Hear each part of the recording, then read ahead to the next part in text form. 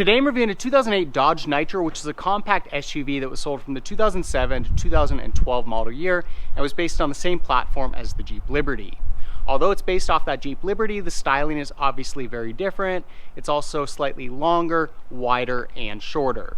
The Nitro is offered in 7 different trim package offerings: the SE, the SXT, the SLT, the RT, the Heat, the Detonator, and the Shock package. This specific vehicle has the RT package, which stands for Road and Track. On some Dodge models, that means that it's a performance variant, but in this case, it's basically a styling and feature package.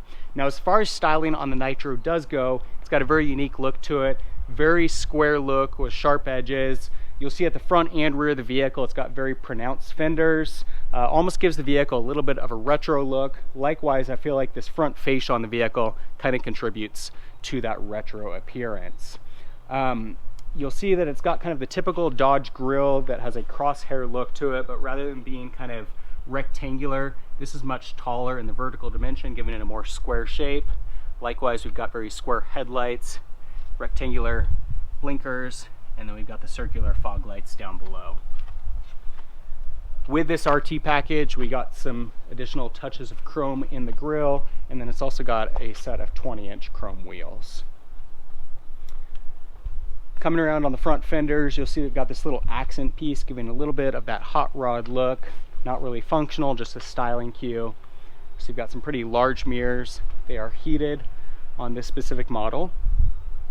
And then the side profile, again, very square shape to the vehicle, has just a little bit of resemblance of the Dodge Durango, but you can also see just a little bit of like a Hummer H3 look to it, where it's got a window that's a little bit short in the vertical dimension, very square look to it.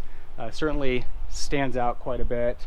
You'll also notice that on these pronounced fenders, we've got integrated mud flaps at the front and rear.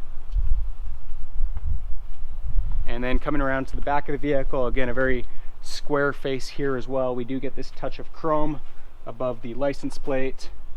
Got our trailer package down below. We've also got parking sensors integrated in the bumper. Those will beep to notify you if you're about to hit anything. Up top, we've got an antenna, and we've also got integrated side rails. You can attach crossbars and rack attachments to those. So all around a very unique look. One thing that's really interesting about the Nitro is that if you look at most other compact SUVs within this segment, they're very cute, they're rounded, they're bubbly, the Jeep Liberty, for example.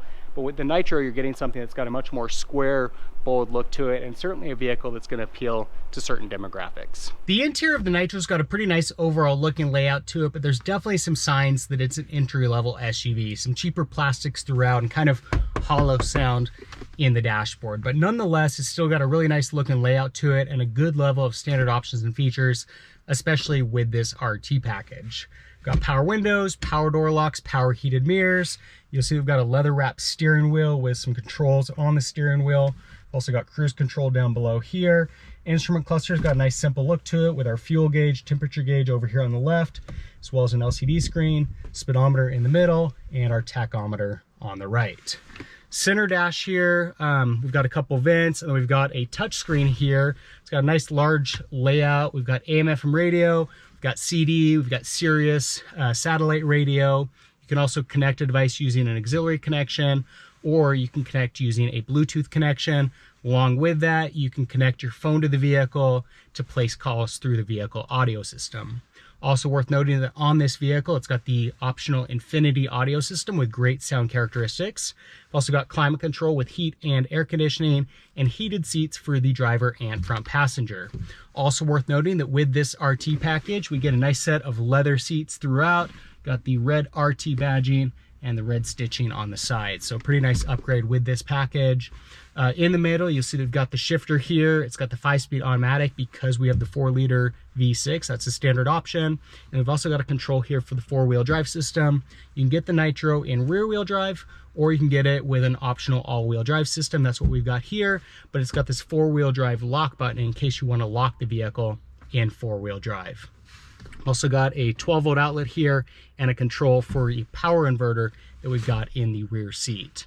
2 cup holders, emergency brake, and we've got our center console here. It's got this removable tray with coin storage, space for phone and some other smaller items, and we've got a lot more space down below.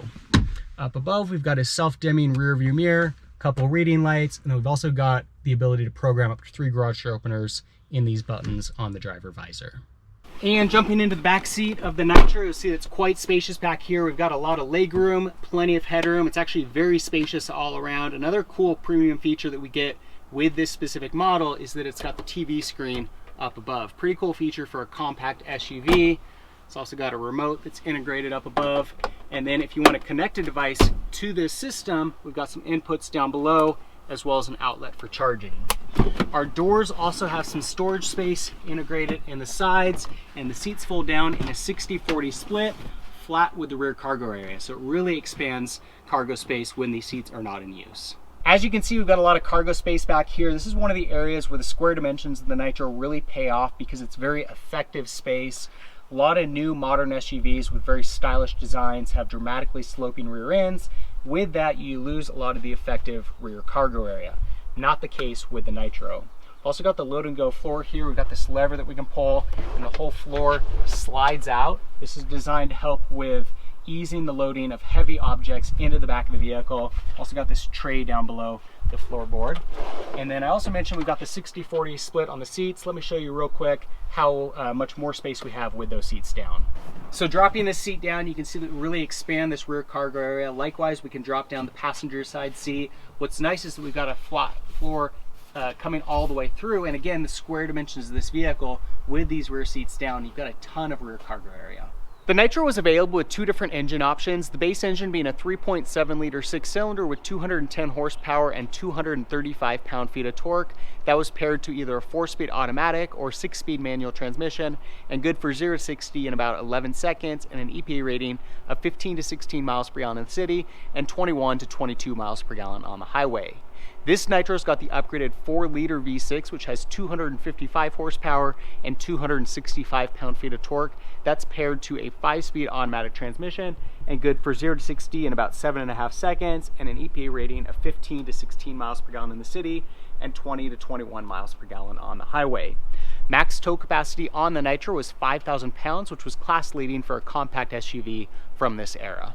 Well, when you take a boxy SUV and you give it a short wheelbase and a very tall, skinny profile and put it on a set of 20-inch wheels, you're not going to expect ride quality to be all that amazing, and that's certainly the case with the Nitro. It's not the best vehicle from a handling standpoint, but I wouldn't necessarily again expect it for a vehicle with these proportions. If you compare it to other similar vehicles, SUVs that are tall and skinny with a decent amount of ground clearance, it's kind of par for the course.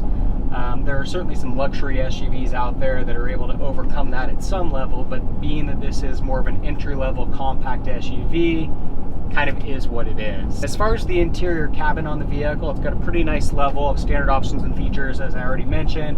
Makes for a pretty nice overall driving atmosphere. I'm always a fan of leather-wrapped steering wheels. I think that that is such a cheap way to give a vehicle a much more premium feel, and I can definitely appreciate that about the Nitro. Accelerating onto the highway, we'll put those 255 horsepower to the test. So just speed, no problem. Get over to the left lane so you can hear that exhaust note again. Yeah, not bad for a compact SUV. Of course, we've got that 15 to 16 miles per gallon in the city and 20 to 21 on the highway, so that's kind of the trade-off for, you know, still being fairly powerful, but, you know, decent exhaust note for a vehicle within this class. So that's a look at the Dodge Nitro. These were discontinued after the 2012 model year, but there's obviously still some good used options available on the market. If you're looking to get into a compact SUV with very unique styling and class-leading tow capacity, the Nitro might be a good option to consider. If you have any comments or questions on the Nitro, leave them in the section below. For more car reviews, be sure to subscribe. In the meantime, thanks for watching.